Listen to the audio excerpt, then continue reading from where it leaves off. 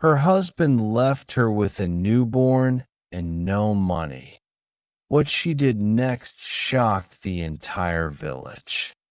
He had barely given birth when the man took all the money from the house, leaving him not even a warm coat.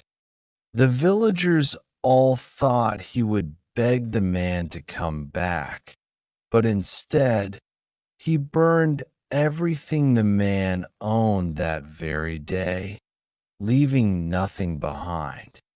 When the man left, he kicked open the door, threw a crumpled 50 yuan note onto the cold earthen bed, his mouth smeared with ink, and said, "You gave birth to a useless girl. I'm going to the city to live a good life with my sweetheart. You can keep this child and this broken house by yourself." He left these harsh words and disappeared into the cold wind at the village entrance without looking back. He sat in the drafty earthen house, holding his crying, purple-faced daughter, wrapped only in a thin old cloth. The cold wind seeped in through the cracks in the door, cutting his skin, but he didn't shed a single tear. His fingers tightly gripped a silver hairpin left by his mother at the foot of the bed, a gift she had given him before her death, saying it could save his life in a critical moment. The villagers gathered outside the courtyard, gossiping. They all called him foolish. He had just given birth and had no income. With her husband gone, she and her daughter would starve sooner or later, and she would have to beg him to come back. Some even advised him to keep the silver hairpin, at least as a memento, so that if her husband changed his mind, they could still make ends meet. But the very next morning, wrapped tightly in his old clothes, he carried his daughter and trudged to town, braving the biting wind and snow. He pawned the silver hairpin for a full 30,000 yuan, depositing it all in the credit union, keeping only a few hundred yuan to buy rice, flour, and thick cotton clothes to keep his daughter warm. On the fifth day, the man had squandered all the money in the city and was kicked out by his lover.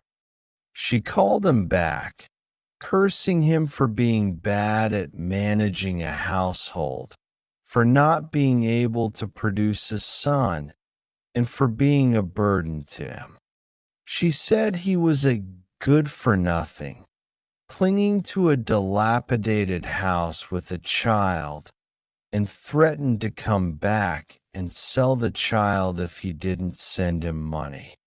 He listened without a word, hung up the phone immediately, and rushed to the village committee to obtain a separation certificate. That same day, he went to the police station to completely remove the man's name from his household registration. The moment his name was crossed out, the last vestige of attachment in his heart vanished. Back home, he piled all the man's farm tools, clothes, and dishes in the yard, set them on fire, and billowing black smoke filled half the village. Villagers passing by shook their heads, saying he had cut off his own escape route, making remarriage difficult. But no one knew. She had discovered the man's secret when she was 7 months pregnant.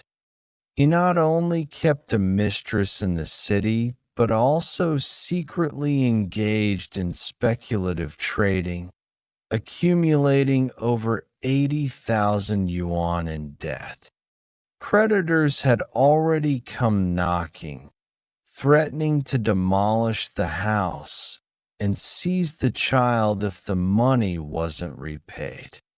She hadn't argued or made a scene then, silently noting the date and amount of each debt, hiding the creditor's notes, waiting for the man to completely expose his true colors so she could finally escape. On the 10th day, as he was packing to leave, the village's old scholar suddenly appeared at his door, holding a yellowed land deed. He explained that his husband had secretly mortgaged half an acre of their private land behind the house to a grain merchant from out of town years ago. If he left, the merchant would come to reclaim the land, leaving his daughter homeless. The old scholar advised him to stay and negotiate with the merchant, but he smiled and thanked him. He immediately took out paper and pen and wrote a land transfer agreement, transferring the half acre directly to a landless, widowed, elderly man in the village, only asking him to keep an eye on the land and prevent his husband from returning to take advantage of the situation. That afternoon, he left the village quietly, carrying his child, without saying goodbye to anyone. Before leaving, he sold his old house, where he had lived for over 10 years, to a merchant from out of town who came to the village to buy mountain goods for 120,000 yuan less than the market price. He had only one condition: immediate payment and immediate handover of the house, no delays. The merchant, having gotten a great deal, immediately transferred the money to his account. He took the money, didn't even lock the door, and turned to leave, his back resolute. The villagers all said he was crazy. His husband hadn't returned. The house was sold first, and his mother and daughter would be left to wander the streets, starving. With the money from selling the house and pawning his silver hairpin, he rented a small shop at the busiest intersection in the county town, naming it Guayan General Store, hoping that for the rest of their lives, mother and daughter would be safe and no longer trapped by the past. He hired 2 careful women to look after the shop and take care of the child, and 2 strong men to guard the store. During the day, the general store was open for business, selling daily necessities, grains, oils, and mountain products. At night, people took turns guarding the store to prevent trouble. Everyone thought he just wanted to earn a living and support his daughter. No one knew that he had orchestrated all this, waiting for his husband to come and cause trouble. The man, desperate and destitute, heard that the man had opened a shop in the county town. Thinking he had a lot of money, he rushed over, shouting that he wanted to snatch his daughter and divide the money, claiming the shop was his and rightfully his. But just as he was about to act, the burly man guarding the shop stopped him. Suddenly, the man pulled out an IOU from his pocket, saying he had borrowed the money for the man and had to repay it. Unexpectedly, the man was prepared, producing the man's original written statement voluntarily assuming all debts, and a land transfer certificate testified by the old scholar, directly exposing his lies. It turned out the man's so-called IOU was forged and invalid. The man was stunned, realizing the man had a backup plan. Undeterred, the man camped out at the shop every day, cursing and spreading rumors about the man's infidelity, trying to ruin his reputation and force him to give up the money. He endured it for 3 days, but seeing the man become increasingly audacious, he finally submitted all the evidence he had. The man's gambling debts IOUs, chat logs with other women, and handwritten notes showing forged loan agreements to the police station. The man, already dealt with by the police for forgery and disorderly conduct, coupled with previous debt disputes, was taken away by the loan sharks to collect the debts, rendering him unable to return and cause trouble. He thought the matter was settled and life could return to normal, but 2 weeks later, a haggard woman, holding a 3-year-old boy, knelt at the shop entrance, crying and begging him to take her in. This woman was the one who had been having an affair with the man. After being taken away, the man blamed all the debts on her, and the loan sharks came to their door every day demanding repayment. She was desperate and had brought her child to him. The villagers were all waiting to see her kick her out. After all, this woman had ruined her family and stolen her man. No one would be lenient. She remained silent for a long time. Instead of turning them away, she invited the woman and child into the shop, served them hot meals, and let the woman stay to help manage the business.